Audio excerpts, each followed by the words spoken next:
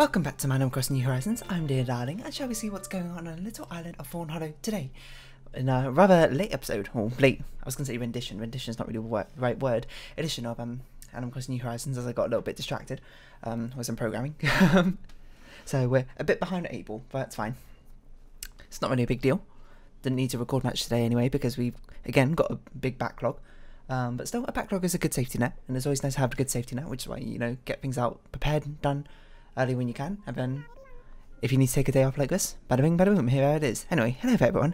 Right now in Fawnhallow, 6:09 PM on Wednesday, May 12th, 2021.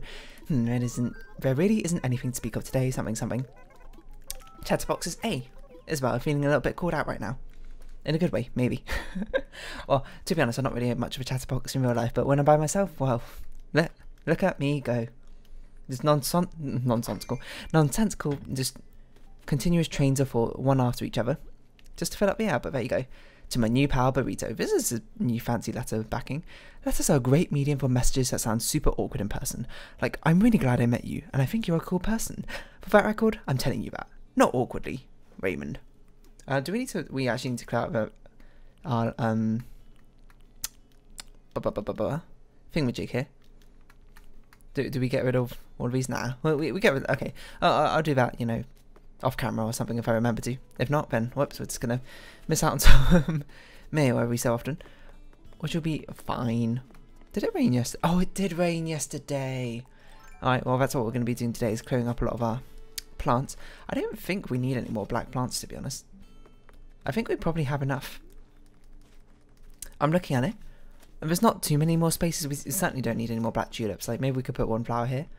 Don't think it should be a tulip, to be honest, but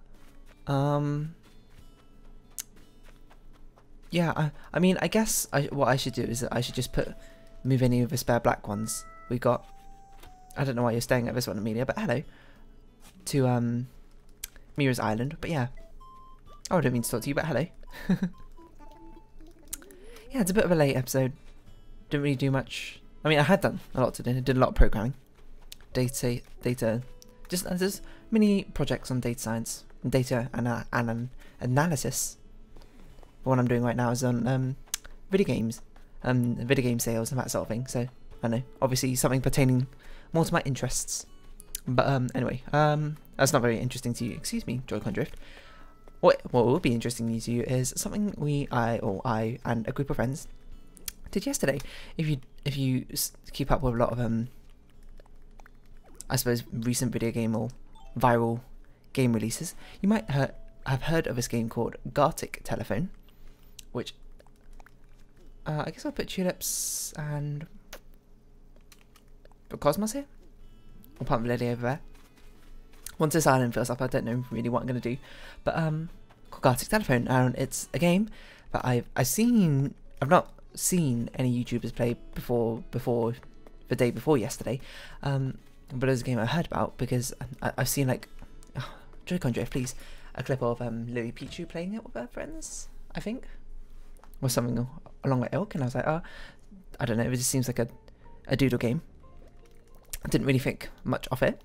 And then the day before yesterday, as everyone knows, my favourite YouTuber I watch, called Northern9, played it with a group of friends, and it was perhaps the funniest segment, I suppose, that he's done in his Twitch streams.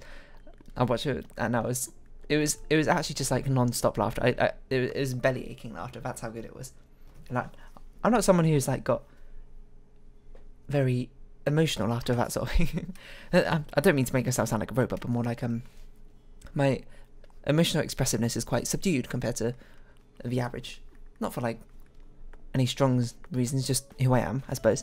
In the end, I mean, maybe there's reasons behind it, but I tend to not think too deeply about it, or at least in public, I guess. I don't really know where I was going with this, but still,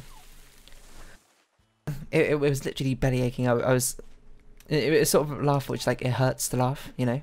Laugh so good, just like a treat.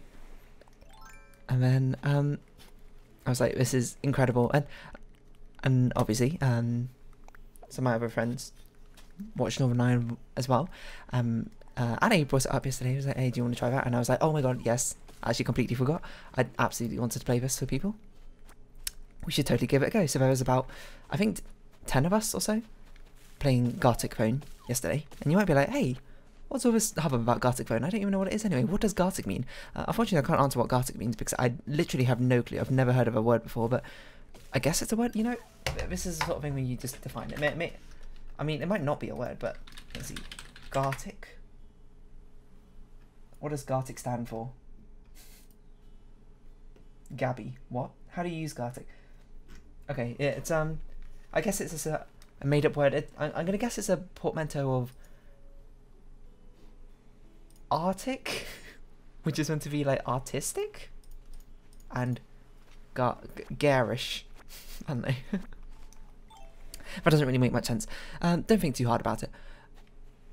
In essence, it was what this game is basically Pictionary telephone, or if you aren't American, Pictionary Chinese whispers. I should say if you're English, because that's what it's called. Oh, basically it's revolving around that old playground game where you have like a group of people and you'll just like whisper a phrase to each other. So you might whisper to someone, discount beef tenderloin or something.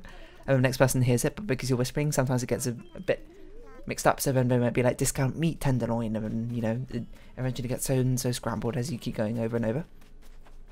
But eventually, by the time you get to the end, the last person will just yell out something completely random, like fountain of fountain wheat conjoined or something, and then everyone just goes, ha ha ha, that's absolutely not what I heard. I heard this. That's what I heard. Well, I thought you said that. And then it's just the hilarious laughter, and honestly, you know, quite low cost laughter because you only need people, I suppose, to really do it. And, you know, I suppose an occasion where you're allowed to speak, so I guess you can't do it in a library or anything.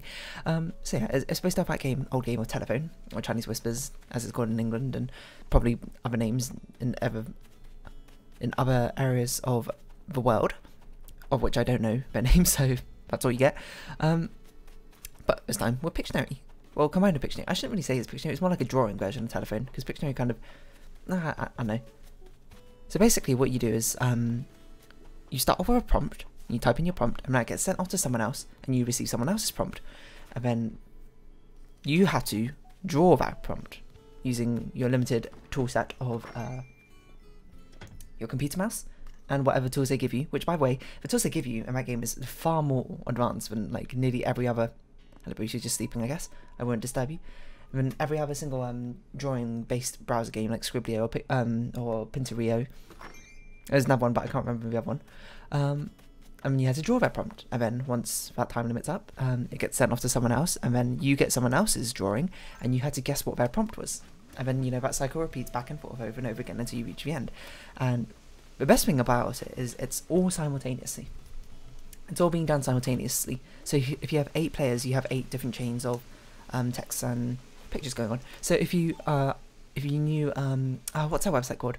There's an old internet website which had this same premise, except for it wasn't like under timer. It was like turn-based, I suppose, with people over the internet. Draw or die, or doodle or die, something like that.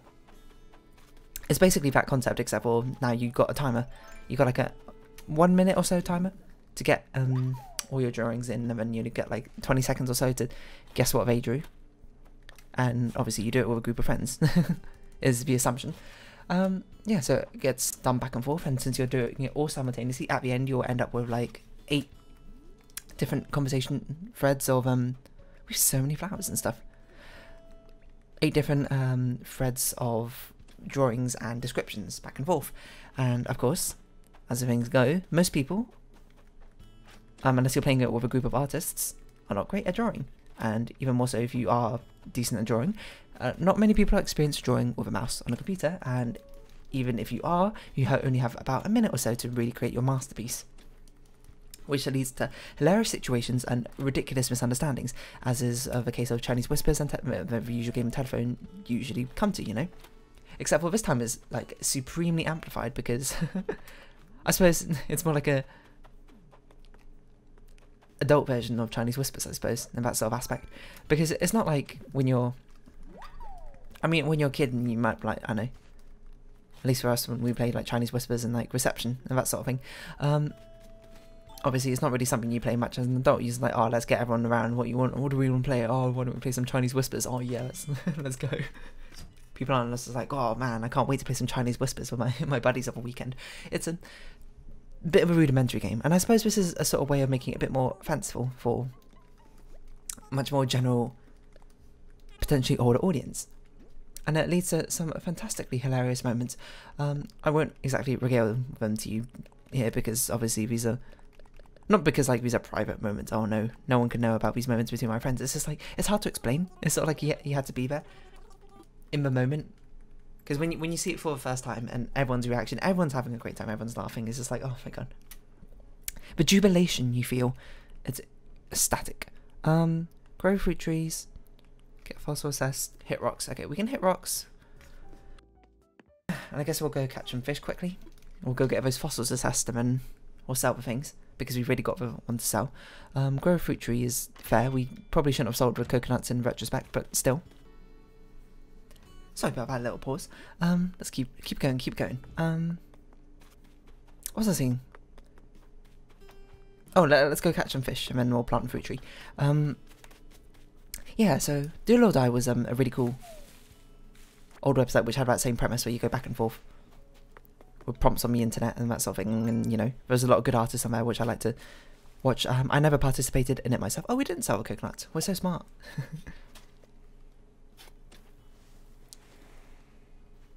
I never participated myself because I was like, I can't draw, so I don't want to really participate. Of course, now I'm just like, I can draw, and even if I couldn't draw, I'd probably participate anyway because it sounds like fun. I'm less concerned about that sort of thing now.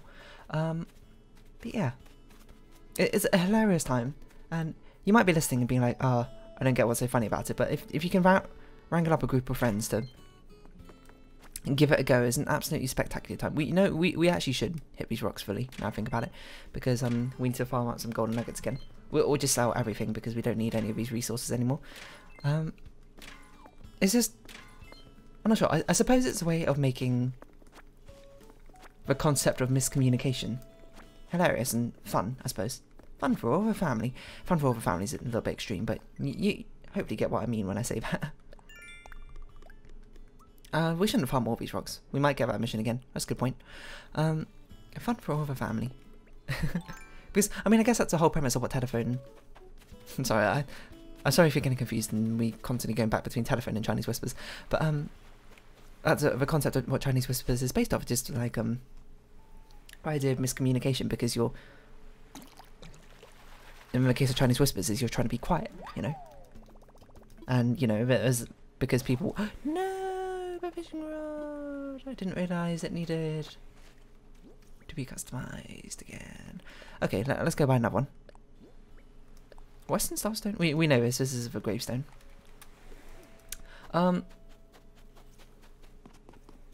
What's I saying? Yeah, I mean, it's based around the idea of miscommunication because you're trying to achieve a thing which can easily lead to miscommunication. Also, I suppose there's that little small aspect where if you're playing it, you're sort of like, oh, I want there to be a bit of miscommunication because that'll be funny. Which is why, you know, you only say things like once normally, or you might say it a little bit quickly, so the next person's just like, huh? What did they say? You know, it's sort of like adding fuel to the fire. I'm pretty sure we got a seahorse already, so we can sell it. And with that, it just sort of has that chain reaction effect of exactly what you wanted, where miscommunication happens, and then it's all hilarious for everyone. And I don't mean that in a sarcastic way, I mean that in a very sincere way. It's quite funny. But this is a way of, like, making it an actual, I suppose, game in a sense. Not like... It's not like it's competitive. It's not like you're playing it and you're like, oh, I need to win this game or Gartic thing, because you can't. It's all in good fun in the end, but it's still got, like, I suppose, the driving point of you have a goal that you want to achieve. So I guess if you really wanted to be fancy, you can try and consider it like a co-op game, which I'd say is a bit misleading, but it's more like co-op, and it's more like a party game, kind of. But party games, normally they have a sort of goal and like a competition and a victory point to stride for. We don't need this collections thing. Oh, who's our visitor? It's not red. I forgot we didn't even check our visitor. We should probably do that. We'll walk up and down the beach, and because I'm thinking it's Gulliver or Gulliver. Probably Gulliver, because I think we had Gulliver last week. While we catch some fish. Yeah, I was going to say weaponizing, that's the wrong word. Entertain the concept of miscommunication and putting it in a way which I suppose it gives it more structure, which makes it, but like not too much structure, and allows a lot of creativity and that sort of thing. So it makes it much more fun for people to play with. I don't know. You might think I'm just like over analysing a simple video game, but you know, it's what I'm interested in: game development and game ideas and game design and that sort of thing. It's like, why is it so engaging? What about it specifically makes it so enticingly funny? Because like compared to a lot of other games where because in essence, this game's not actually doing anything. The website is just a medium of which way you play the games between yourselves. You could easily do this with pen and paper, I suppose, with a group of friends if you're determined enough and want to sit around a table. But normally when you're in person with pen and paper, you know what I'd recommend you playing? Play a bit of D&D, I'm just saying. Anyway, what was I saying? I lost track. Yeah, but I mean, the website's not actually providing anything. It's it's just a medium for you to play the game yourself. It's just giving you something, the rule set, the structure, and the ease of it. To be able to sort of like anonymously like exchange a piece of paper, but you could just easily just sit around in a circle around the table and just, you know, slide the papers to each other as long as you don't look. But still, C- at best. Is that a C bass pun?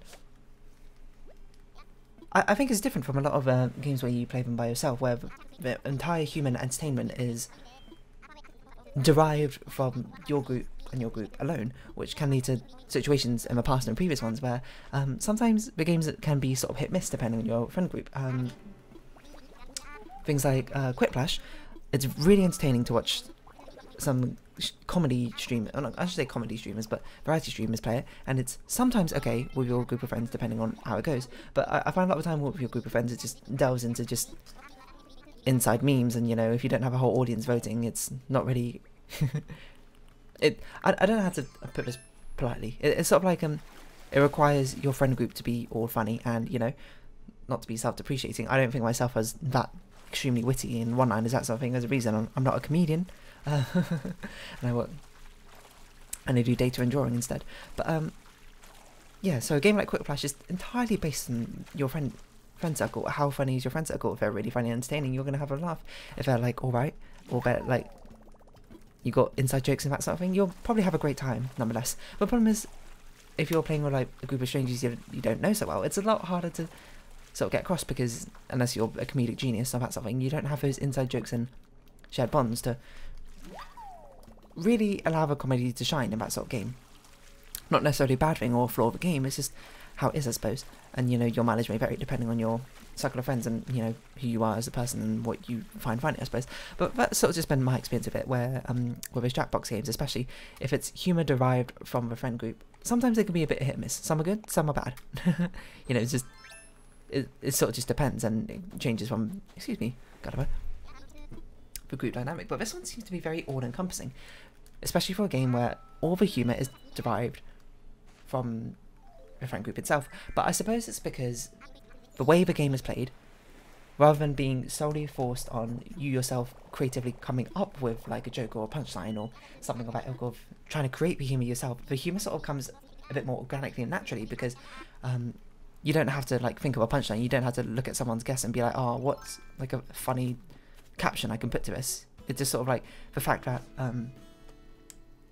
you don't have a full picture. The information is being taken away for you allows for big misunderstandings, which eventually develop into comedic timings, that sort of thing together, and it sort of like feeds into itself because it stacks on top of each other. If you have more friends, you have more of a chain which can keep going, and you have more hilarious things which can happen, and it just leads to hilarious results in the first place. Piled on top of that fact, it's to do with drawing, which is something that people can do, but not everyone is particularly great of. Is a thing. You know, it's not like there's many like things out there which people can do, which everyone can either do, but people are just like terrible at. Like, I don't know. Actually, I'm not sure if I got a good example, but it's another small subset of what things people understand the concept of and can execute on, but can't execute well on, like that. And I know dancing would be a good one, I suppose, or like a small subset of people actually can execute on properly, which results in the hilarity, because it sort of like adds another layer of obfuscation. What's the word? Obfuscation. Obfuscation. That doesn't sound right. Hold on. How do I say this word? I know what word I'm trying to say, I just can't think of how the letters go together. Obfuscation?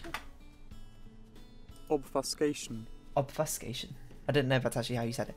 But yeah, it's a bit of adds another layer of obfuscation. So it's sort of like the game sort of cleverly allows you to be effortlessly funny, I suppose. You might say I'm overanalyzing this, it's not really how it goes, to be honest. It's just like a fun party game, and it's like, yeah, you know, you're probably right. But I do like to delve a little bit deeper and think about the why, I suppose, in this case, because yeah, especially with previous Jackpot games, like some games are just like, the games I find I play the most in my friend group are the party games and the quiz type games. So party games like Blather Round is an absolute hit because it's great for our friend group, I suppose. I suppose it's because we don't have to. It's a sort of like restriction breeds creativity thing, rather than being like given an open prompt or that sort of thing. We had to build a prompt out of the information that we have currently, which allows you basically to. You don't have to flex too hard, I suppose, trying to think of things and that sort of thing, which makes it considerably easier, I suppose.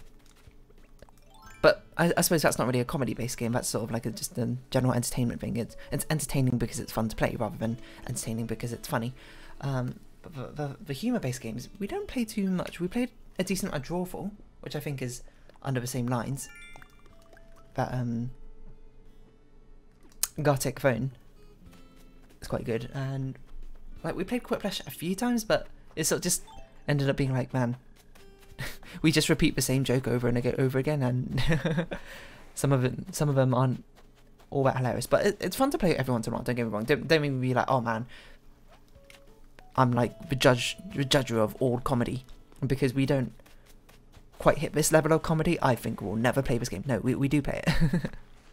Well, obviously not all that recently because we haven't met up as much for, you know, pandemic related reasons, but it's not something we play like for a whole night like we do with Trivia Murder Party, that sort of thing. But Gartic Phone, you know, it just allow. I guess it's because it's so effortless. That's why, you know, like anyone can be funny without having, like, even for me, I don't think myself as a particularly funny person, but I can think of good prompts, which are not necessarily overcomplicated, but can lead to potential misunderstandings. And if you want the secret to the one I do is always animal does strange activity or unusual activity. It's not always animal, but most of the time I do animals because especially with things where you have like open prompts, is you worry that not everyone's going to understand the prompt in the first place. Most people know what animal is. If I put a camel down, people are going to be like, oh, I know what a camel is. If I put down like and I'm trying to think of like a random person which I can't think of. Like if I put like, I was gonna say Ben Affleck. Maybe Ben Affleck's not a good one. If I put some like obscure person down, like a director of Parasite whose name I can't remember off the top of my head, Bae-joon Hook, something like that. Sorry, that just might be terribly wrong.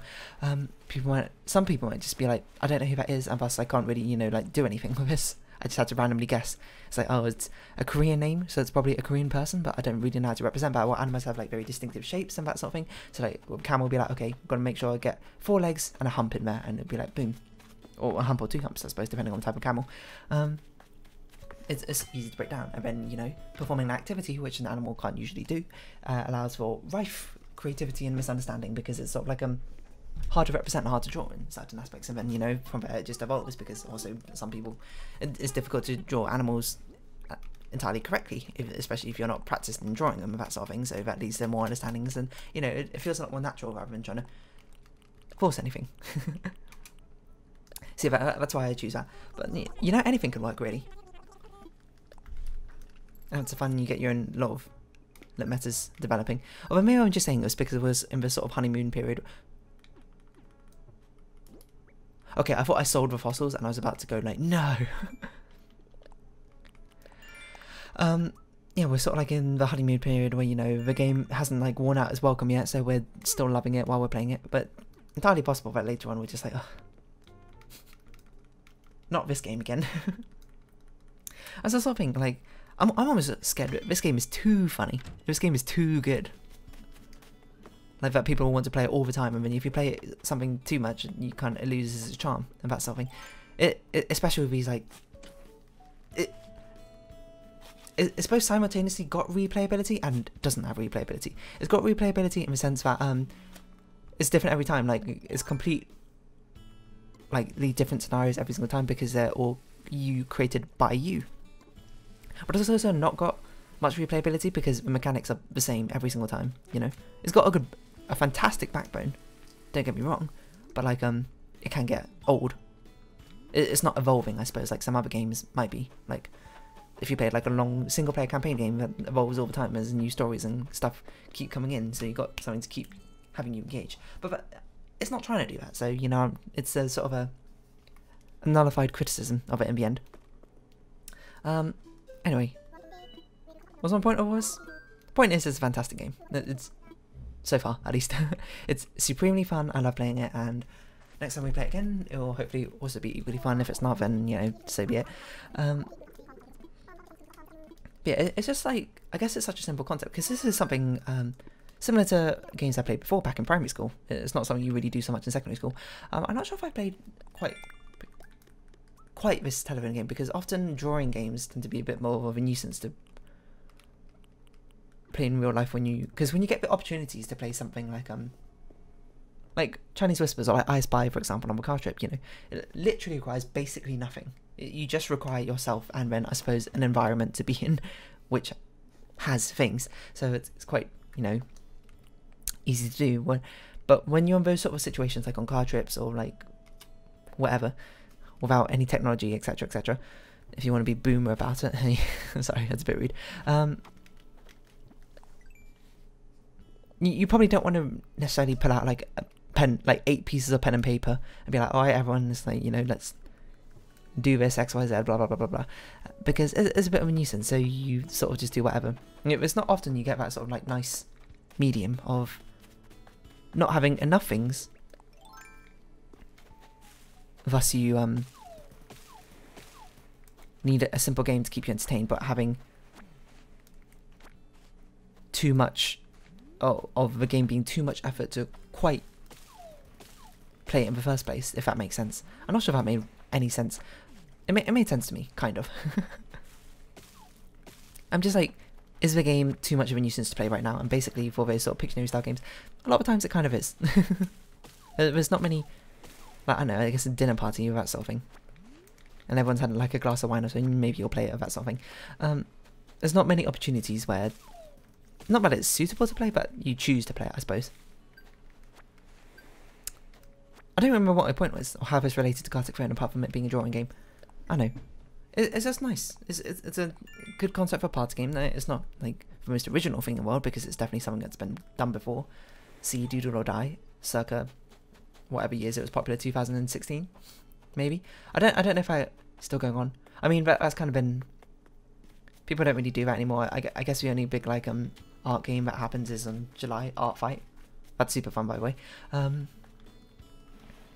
Yeah, that happens every July. If you don't know what that is, and maybe I should talk about that sometime. I don't remember if I have or not. What am I doing? I'm customizing. It's basically you draw someone else's character, they draw your character, and it's like a battle, per se.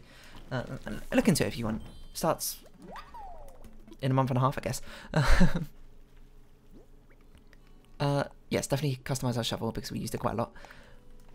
So yeah, it's a fun game. I just want to know what Gartic means. It's a nonsensical word. Oh, we should have crafted coconut things. Coconut heads. Do we have enough time? I'm not sure if we got quite enough time to catch some insects as well, so. But I think we might have enough time to craft these and hit the rocks, probably. So let's do that episode swiftly.